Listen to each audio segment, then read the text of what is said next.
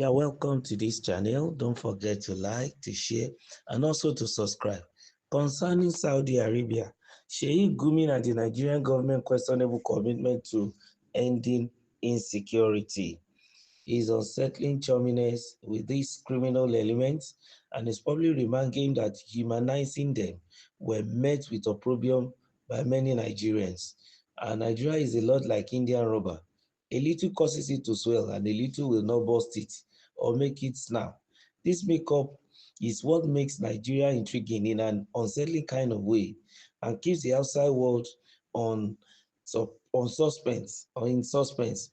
Our seeming penchant for absurdities leaves people in walking and sinner lives grasping for air. On Monday, news filtered through broke that renowned Islamic scholar Sheikh Gumi Ahmad has been deported from Saudi Arabia after being denied entry into Medina, effectively barring him from participating in the 2025 Hajj pilgrimage. Not many Nigerians who are aware of Gumi's position on religious matters and national issues, especially the brutal activities of bandits and terrorists in many parts of the Middle East and northern parts of the country, were surprised by the development. His extreme religious beliefs he espoused and his association with armed non-state actors are public knowledge and are well documented. His deportation last week from Saudi Arabia is not the first time. He has had a brush with the authorities of the oil-rich Middle East nation. In 2010, Gumi was arrested in Saudi Arabia, and then when he was arrested and detained for over 6 months by the Saudi government for allegedly relating with Farouk Abdulmutalab, a Nigerian arrest in the US for terrorism. Abdulmutalab, dubbed the Christmas bomber, was accused of attempting to detonate plastic explosive hidden in his underwear while on board Northwest Airlines Flight 253 from Amsterdam to Detroit, Michigan on Christmas Day 2009. According to ICIR, the United States shared intelligence with the Saudi authorities that Mr. Gumi had been in contact and exchanging emails with Farouk Abdul-Muttalib shortly before the incident. He was later released following the intervention of the Nigerian government after spending many months under house arrest in Mecca. The content of the emails he exchanged with Abdul-Muttalib were not made public, but they must have been of troubling nature to spook the government of the United States and Saudi Arabia.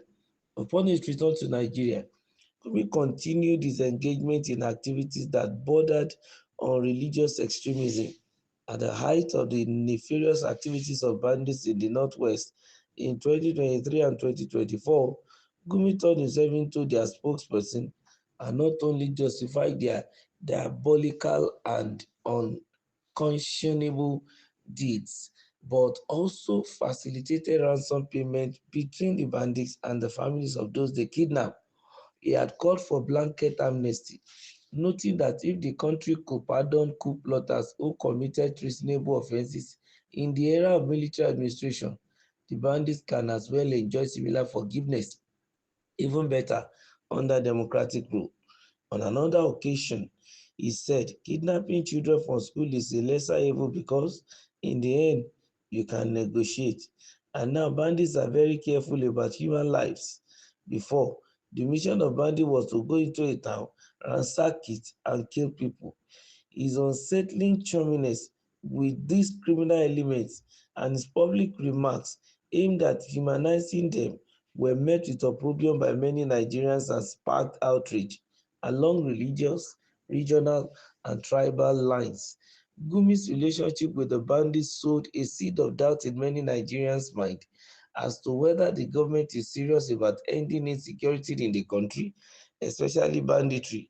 Many wonder why Gumi has not been brought in for questioning over his ties with the bandits, or why the security operatives were not able to locate and neutralize these bandits that a private citizen has been meeting with. If Saudi Arabia, the nation where two of the most sacred sites in Islam are located, and millions of Muslims throng there yearly to perform pilgrimage, found Gumi's activity to be disturbing to the extent that they banned him from entering the country, Why then has the Nigerian government ignored him? Gumi has claimed his deportation from Saudi Arabia was not unconnected to his criticism of the kingdom over his position on the happenings in the Middle East, especially the Israel war in Gaza. Even if one is to believe that he was unfairly treated in Saudi Arabia because of his criticism of the country, his link to terrorism in the past and his relationship with bandits who kidnapped, killed, and pillaged made his position untenable and justified the decision of Saudi Arabia. Of course, this is very correct. This write-up really hit the nail on the head. And I think at this juncture, Nigerian government really need to revisit the matter of this Sheikh Ahmad Gumi. Very important. Because whether we like it or not, the activity of terrorists in the country is bedeviling this nation because of their maiming and killing, because of the unnecessary pogrom they engage with, because of unnecessary, forced marriage they do, even for our young girls, and some of the activities they've been engaging in from Chibok to the Middle Belt in Benue and different parts of the country, taking people from Kaduna or Niger to moving them to Zamfara and all sorts of things. And this Gumi is the one that will come out to say he wants to negotiate on the behalf of the federal government and then collect ransom and give to these people, and also strengthening them with the kind of teaching and comments like this. He is a renowned scholar, and I think the reality remains that he is also hiding behind the fact that they say Islam is a religion of peace, but they are busy, causing wars and problems even for people, and they are still hiding the issue behind the word Islam is a religion of peace. That people, brought down their guard and they attack and then cause a lot of, death on people.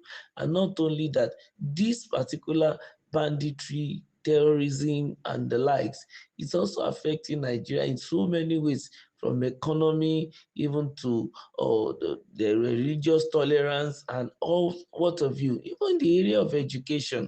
And I think Nigerian government should go after this man, like this writer is suggesting. Let them scrutinize him.